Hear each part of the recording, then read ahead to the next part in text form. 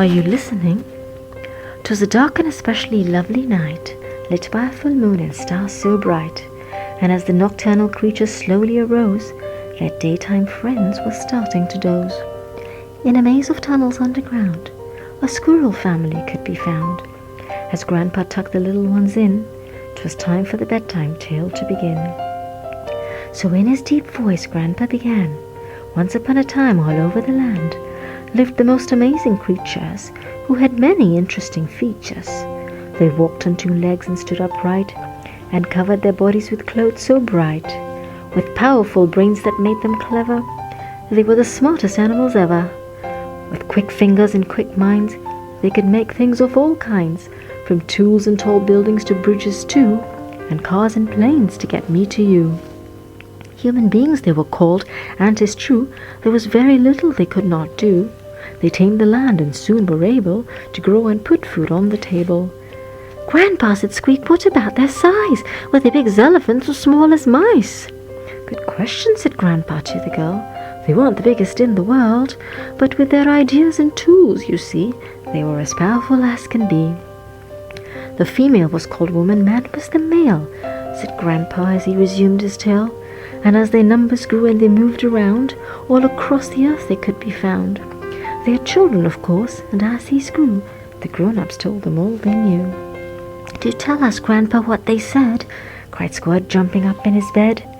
So the grown-up spoke and the children heard the wisdom of the grown-up world. "Life is like a mountain high. To conquer the peak you must try. Stay focused and do your best. Never lose sight of the quest. What's special about humankind is the power of the human mind. Man alone has harnessed nature, unlike any other creature. Rolling stones gather no moss, you see, so stay strong, move fast, and soon you'll be one of the few to reach the top. And once you arrive, then can you stop to enjoy the view from up on high, where the mountain meets the sky." "What happened then?" the little ones cried, as Grandpa paused for a minute and sighed. "Well, the clever grown-ups found clever ways to make things at an amazing pace. Soon factories and buildings were all over the place. Trees were cut to make more space. Humans wanted all kinds of stuff, and more of it. There was never enough. More tools, more cars, more food, more toys, for more men, women, girls, and boys. Life was a game they sought to master by being bigger, better, and faster. To own more things like land and sea, they fought and claimed victory. The more the earth gave, the more they took, till the very foundations of nature shook. Soon their wastes filled water, land, and air, yet they carried on taking without a care.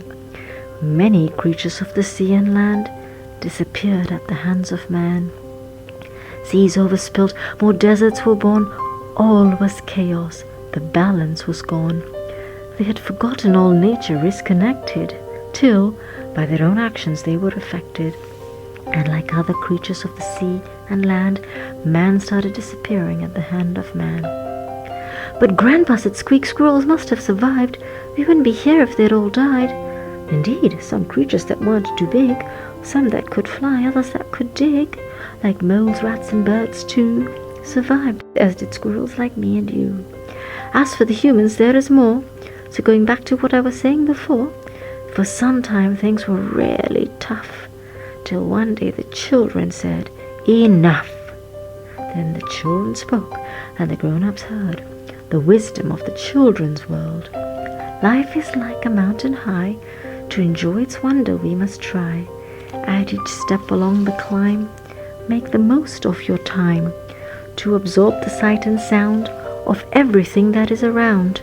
For what's special about the human mind is knowing how things are intertwined. So respect the mountain and its features, from trees and rocks to other creatures. Strength lies in being willing to stay, to help other climbers along the way. Whatever your path, whichever your peak, from the journey comes the joy we seek." Then Grandpa stopped again and said, "It's late, it's time you went to bed."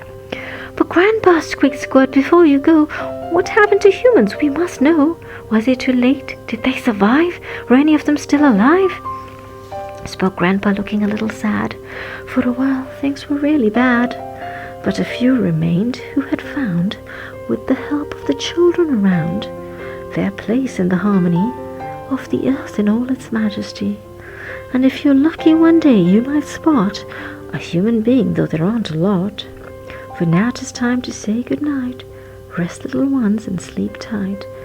And soon on that dark and lovely night, lit by a full moon and stars so bright, in a maze of tunnels underground, 2 fast asleep squirrels could be found.